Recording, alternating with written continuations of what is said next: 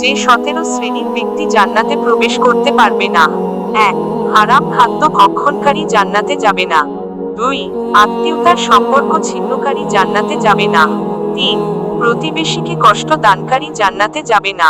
4. মাতা পিতার অবাধ্য সন্তান, দায়ুস ও পুরুষের বেশ ধারণকারিণী জান্নাতে যাবে না। 5.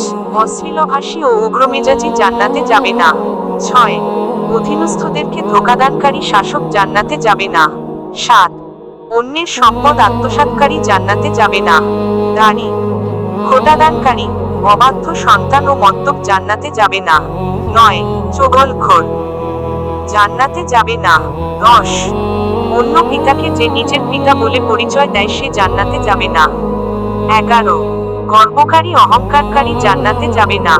12. রাসূলুল্লাহ এর নাফরমান জান্নাতে যাবে না। 13. দুনিয়াবি উদ্দেশ্যে ইলম অর্জনকারী জান্নাতে যাবে না। 14. অকারণে তালাক কামনাকারিণী জান্নাতে যাবে না। 15. মাথার চুলে কালো কল ব্যবহারকারী জান্নাতে যাবে না। 16. রিয়াকারী জান্নাতে যাবে না, যে ব্যক্তি মানুষকে দেখানোর জন্য কিছু করে শেষের ফার্স্ট ব্র্যাকেট বিসর্গ। 17. ওয়ারিসকে বঞ্চিতকারী জান্নাত থেকে বঞ্চিত হবে।